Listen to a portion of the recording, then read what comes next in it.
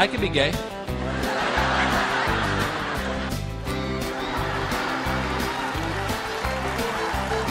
Did you know?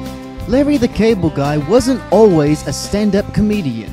Originally, he was a doodle provided by Shigeru Miyamoto on a lunch break. Nintendo's Research and Development 1 team fell in love with the drawing, and development began as early as 1999, with plans to release on the Nintendo 64 disk drive. The project had the working title of The Blue Collar Project.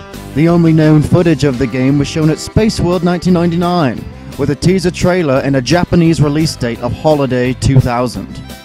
Sadly, the Nintendo 64 disk drive's commercial failure resulted in the cancellation of the Blue Collar Project, with no plans to release on the standard Nintendo 64.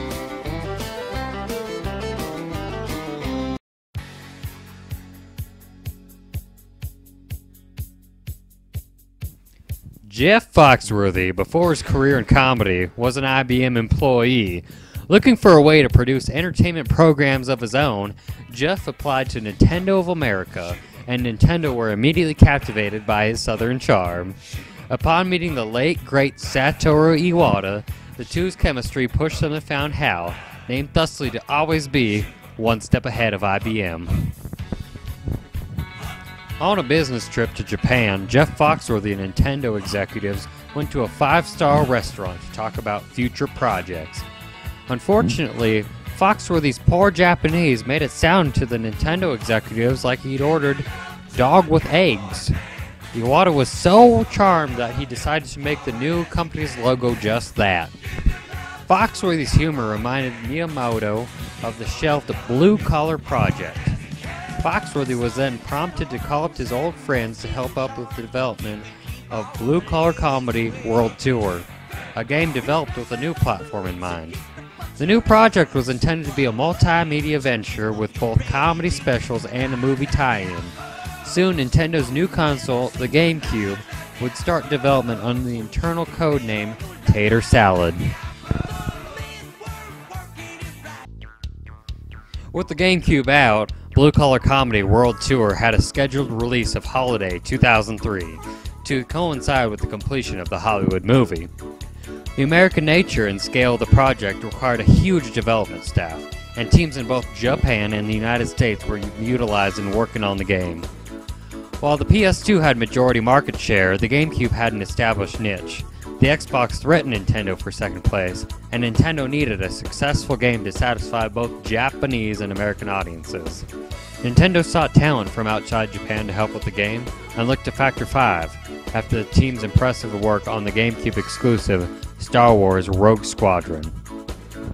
The Japanese team at HAL Laboratory wanted a linear, story-driven adventure, featuring the blue-collar boys getting into trouble and making friends on an adventure. Little is known about actual gameplay, but it would feature fully animated cutscenes. The American team Factor 5 wanted an online, open-world multiplayer game with fully customizable redneck avatars and procedurally generated quests and non-playable characters. Nintendo Japan thought that Factor 5's ideas were too ambitious and impossible to realize. Eventually, Nintendo will regret its decision to seek out help from the West, as it only further delayed a game that needed to come out to coincide with the looming Blue Collar Comedy Tour, the movie.